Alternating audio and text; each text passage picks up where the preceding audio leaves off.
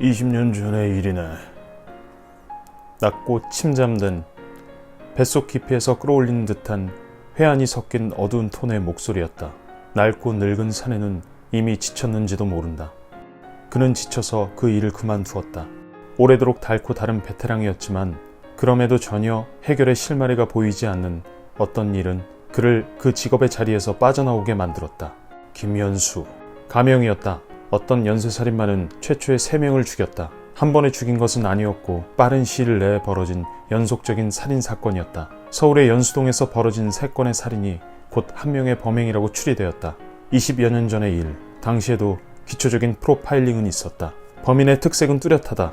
피해자의 시체에는 사인을 결정하는 상처들 외에는 크게 훼손되거나 변형되는 부분이 없었다. 미치광이 같은 놈이었다. 살인자는 시체와 흔적을 감추게 마련이었는데 그자는 마치 그 죽음의 흔적을 전시라도 하듯이 범행 장소에 두고 사라졌다. 최초 약 한 달여간 일어났던 3건의 살인사건의 피해자는 모두 김씨였다. 그것이 어떤 의미를 가질 확률은 많진 않았지만 어쨌든 그 이후로 살인마의 가명은 김연수였다. 그것이 형사들 사이에서 불리는 별명이었다. 놈은 신출귀몰하다. 3건의 범행 이후에는 텀을 두었다.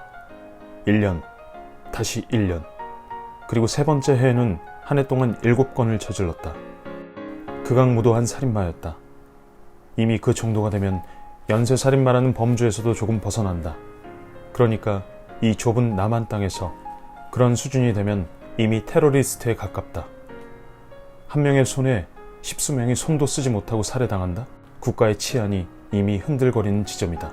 3번째 해에 모든 언론이 그것을 다루었다. 그런 국민적 관심과 치안에 대한 의심은 곧 경찰력에 대한 의심과 증명으로 이어졌다.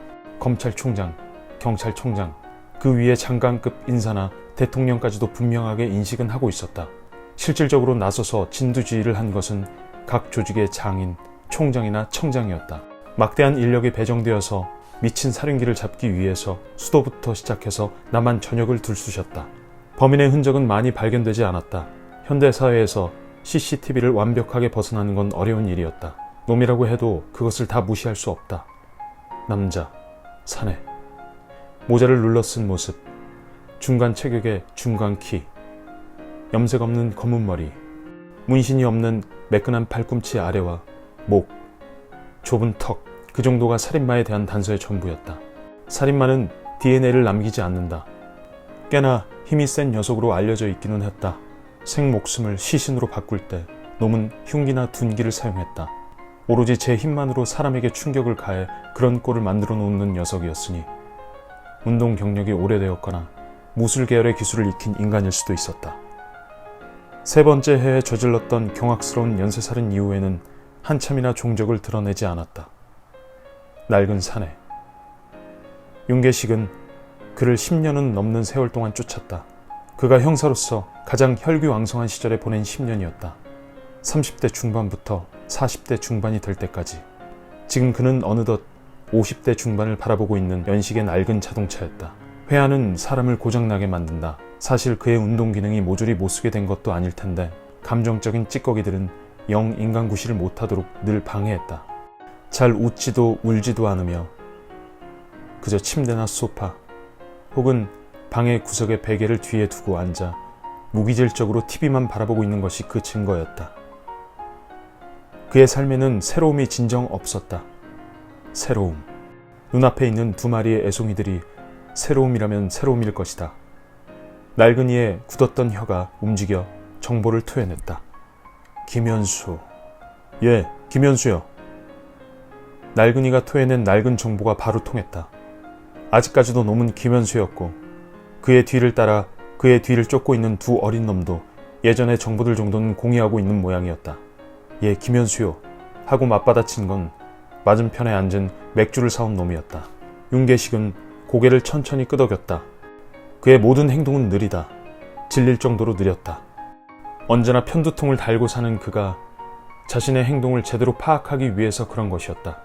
정신적인 스트레스로 기능이 떨어진 늙은 형사는 자신의 행동을 확인하기 위해 조금 움직이고 그것을 곱씹은 뒤 다시 또 움직였다. 실수를 하지 않을까 해서였다. 치매의 초기 증상을 겪은 노인들이 이럴까? 거기까지 생각하자 비식 웃음이 나왔다. 뭘 웃으세요?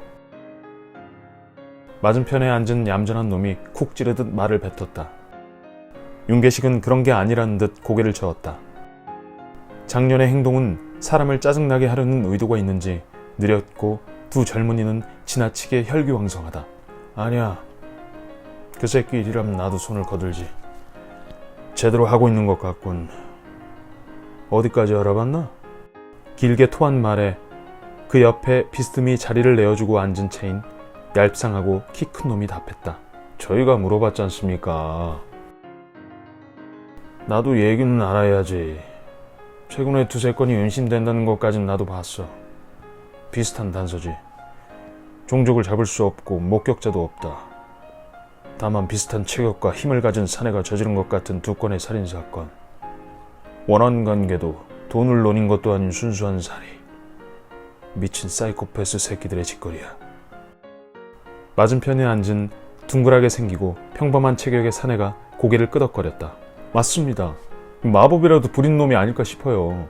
형사가 가장 하면 안 되는 종류의 말이었다. 마법 같은 건 없다. 그건 살인을 추리하는 이 자들이 누구보다 가장 잘 알게 된 일이었다.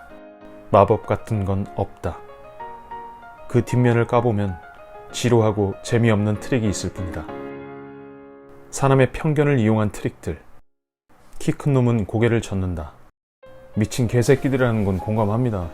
어쨌든 수사본부에서는 김현수 그놈 짓이라고 거의 확정 짓고 있습니다. 단서가 없다는 게 역설적으로 단서거든요. 그놈만한 솜씨를 지닌 놈이 여태껏 대한민국 역사상 없었습니다. 정말로 신출귀몰하고 건국 이래 가장 쌍놈의 새끼죠. 그 체경이나 외형 정도는 파악이 되었다. 검은 머리, 좁은 턱, 수염이 없고 매끈하다. 채모가 많은 편도 아닌 것 같았다. 그저 먼 거리에서 찍힌 CCTV의 희박한 단서만이 그를 지칭하는 전부였다. 그만한 체격에서 생사람을 10수명이나 제 손으로 베어 죽이고 썰어 죽이려면 얼마 많은 근육이나 기술이 있어야 한단 말인가. 전문적으로 인간 백정 노릇을 하기 위해 따로 트레이닝이라도 거쳤나? 어디 만화나 영화 따위에서 나오는 킬러 조직의 정체가 이쯤에서 드러나야 말이 될까? 그도 아니라면 정말 이해할 수 없는 사상에 심취한 사이코패스가 사람을 죽이기 위해서 어느 산속에서 수련이라도 하다가 뛰쳐나온 것일까? 죽은 이들은 전부 노약자가 아니었다. 여자도 남성도 있었다. 중년도 장년도 있었다. 노인과 아이는 역설적으로 건드리지 않았다. 체구가 가녀린 여성도 있었고 남자 중에서도 왜소한 이도 있었으나 반대로 멀쩡한 체격의 장정들도 있었다. 도리어 그들의 수가 많다. 그런 이들을 참살이나 타살로 모두 죽인 것이 김현수다. 총을 쓰지도 않았다. 차라리 화약 무기를 썼다면 일이 쉬웠을 것이다. 이 국가에서 총기라는 건 그래도 불가침의 영역 중 하나였다. 최근에는 마약 따위가 많이 나돌아다닌다고 하는데 그래도 휴전 중인 국가에서 총기는 터부시대는 무언가였다. 범행에 사용된 무구 또한 발견이 된 적이 없었다. 김현수의 다른 별명은 매지션이다. 그 외에 있지 않은가? 아무것도 없던 장소에서 갑자기 칼이나 지팡이 따위를 꺼내고 없애고 하는 공연가들. 그런 게 아니라면 무엇이란 말인가? 자신만의 특제 접이식 무구를 개발해서 들고 다닌다? 그럴 가능성은 있었다. 그런 발상을 하고 실천을 한다는 게 소름이 돋는 것 이상의 미친놈일 뿐이다. 누가 현대사회에서 그따위 발상을 하는가?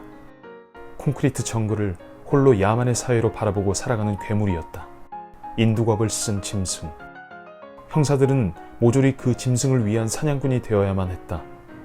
기필코 반드시 잡아야 한다.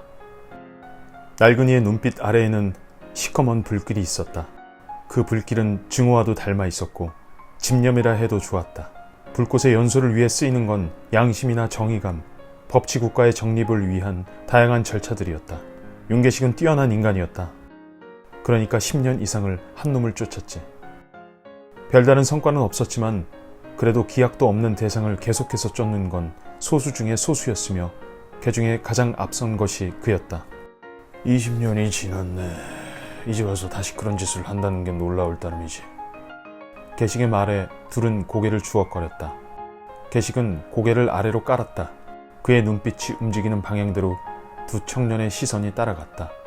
계식은 제 몸통이나 팔다리를 훑는다. 그가 느리게 고개를 움직거리며 입을 열었다.